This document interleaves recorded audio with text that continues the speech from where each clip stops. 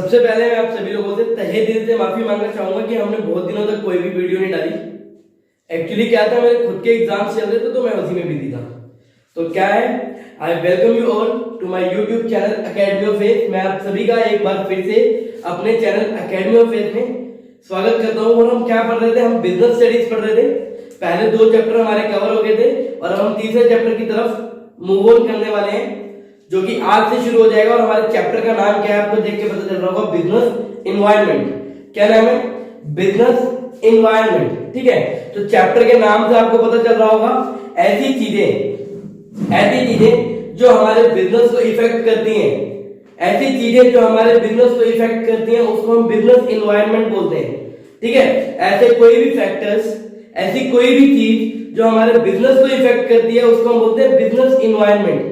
ठीक है, और जब हम इस चैप्टर में बिजनेस एनवायरनमेंट की बात करेंगे तो हम बात करेंगे ऐसे जो भी फैक्टर जो हमारे कंट्रोल में नहीं है, ऐसे कोई भी फैक्टर जो बिजनेस के कंट्रोल में नहीं है और वो बिजनेस को इफेक्ट कर रहे हैं, हम उसको बिजनेस एनवायरनमेंट कहते हैं। जैसे आपको पता होगा, कोरोना के आने की वजह से क्या हुआ, बहुत सारे लोगों के बिजनेस में इफेक्ट पड़ा। ठीक है, कोरोना के आने की वजह से बहुत सारे लोगों के बिजनेस में इफेक्ट पड़ा। ठीक है, वो कई हो सकता है कि कईयों के बिजनेस में अच्छा इफेक्ट पड़ा, कईयों के बिजनेस में बुरा इफेक्ट पड़ा। ठीक है, तो जरूरी नहीं है कि फैक्टर से हमारे बिजनेस में बुरा इफेक्ट पड़े। तो बिजनेस एनवायरनमेंट का मतलब अपने दिमाग से ये बात निकाल देना कि बिजनेस एनवायरनमेंट का मतलब ऐसे फैक्टर्स जो हमारे बिजनेस में बुरा इफेक्ट डालते हैं, ये नहीं होता है। बिजनेस एनवायरनमेंट का मतलब ऐसे कोई भी फैक्टर्स जो हमें अपॉर्चुनिटीज देते हैं या फिर थ्रेट्स देते हैं, या तो हमारे बिजनेस को नुकसान पहुंचाते हैं या हमारे बिजनेस को फायदा पहुंचाते हैं, वो सारे फैक्टर्स क्या होते हैं, हमारे बिजनेस एनवायरनमेंट के अंदर आते हैं। जैसे मैं आपको एक एग्जांपल देता हूं।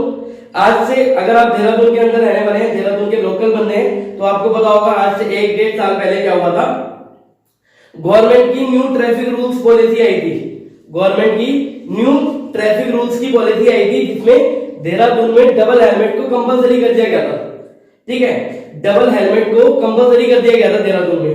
ठीक है, तो उससे क्या होगा, ये फैक्टर क्या, आउटसाइड द कंट्रोल, किसी भी बिजनेस के कंट्रोल में नहीं था ये फैक्टर। ठीक है, अगर फॉर एग्जांपल आपका बिजनेस होता हेलमेट की दुकान का, हेलमेट की दुकान का अगर आपका बिजनेस होता, तो इससे क्या है, आपके बिजनेस में पॉजिटिव इफेक्ट आया। तो वही मैं कहना चाहता हूं कि बिजनेस एनवायरनमेंट का मतलब जरूरी नहीं है कि नेगेटिव इफेक्ट ही है बिजनेस में। बिजनेस में अपॉर्चुनिटीज की तरह भी काम करता है बिजनेस एनवायरनमेंट। तो बिजनेस एनवायरनमेंट का मतलब all those factors, all those external factors which are affecting our business is known as business environment, and on these factors we don't have any control, हमारा कोई भी कंट्रोल नहीं होता इस factors पे, और इसको हम बिजनेस एनवायरनमेंट की परिभाषा देते हैं। तो क्या बोल रहा है, 2 मिनट,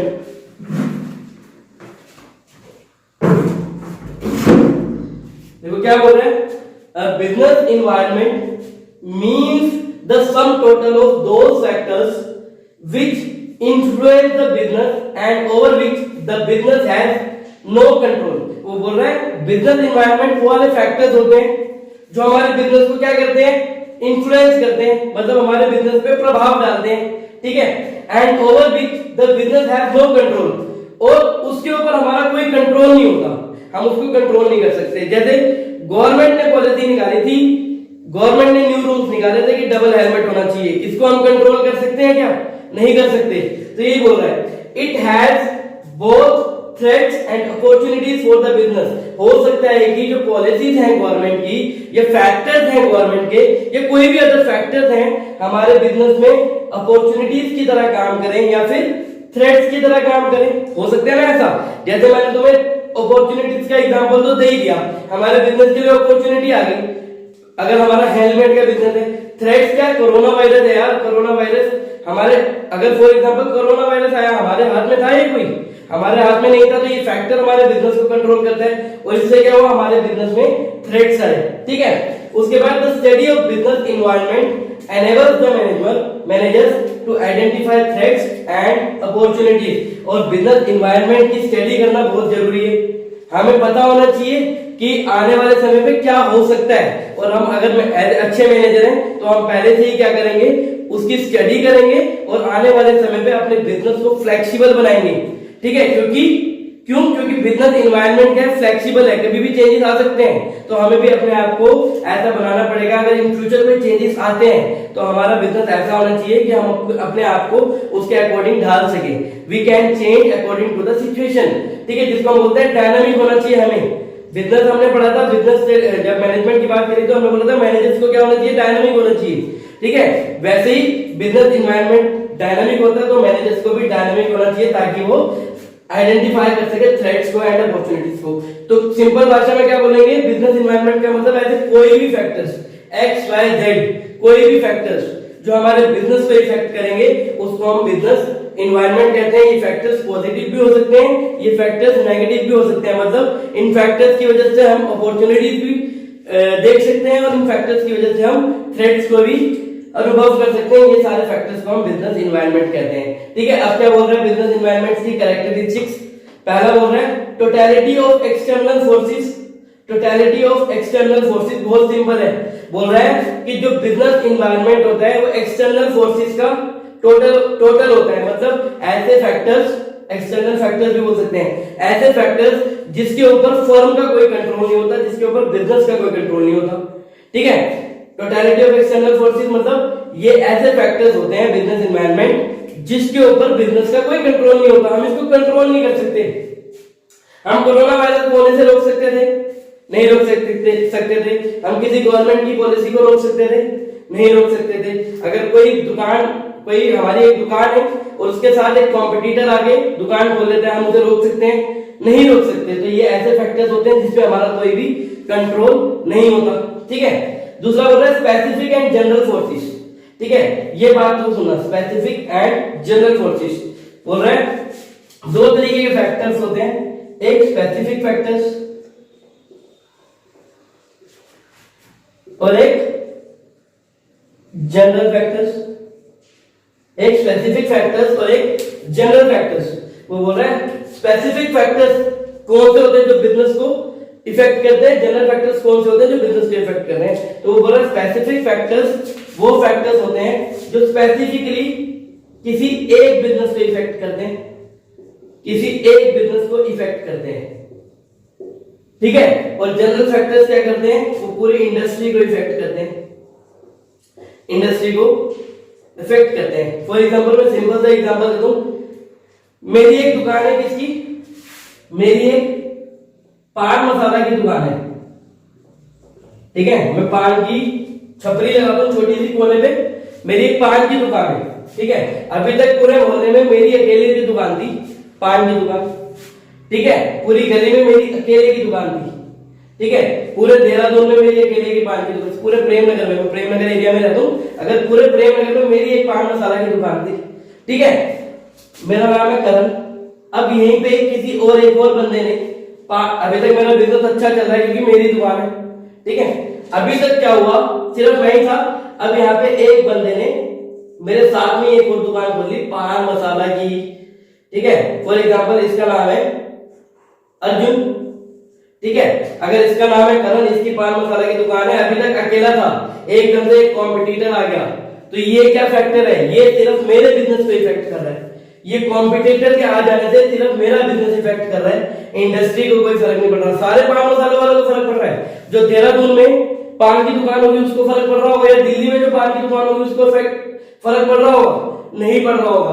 तो ये सिर्फ मेरे को इफेक्ट कर रहा है। तो ऐसे फैक्टर्स जो किसी एक दुकान, एक बिजनेसमैन, एक ऑर्गेनाइजेशन, एक एंटिटी, एक पार्टनरशिप फर्म, एक कंपनी को इफेक्ट करते हैं, वो स्पेसिफिक फैक्टर्स होते हैं, ठीक है। और जनरल फैक्टर्स जो पूरी इंडस्ट्री को इफेक्ट करते हैं, वो हमारे क्या होते हैं, जनरल फैक्टर्स होते हैं, ठीक है। अब बोलोगे ऐसा कौन सा एग्जांपल हो सकता है, अगर पान मसाले के एग्जांपल लेते हैं, पान मसाला के एग्जांपल लेते हैं। पान मसाला का गवर्नमेंट ने बोल दिया कि इंडिया में आज के बाद हम पान मसाला नहीं बेच पाएंगे, बैन कर दिया गवर्नमेंट ने, ठीक है। गवर्नमेंट पॉलिसी आ गई कि आज के बाद हम इंडिया में पान मसाला नहीं बेच पाएंगे।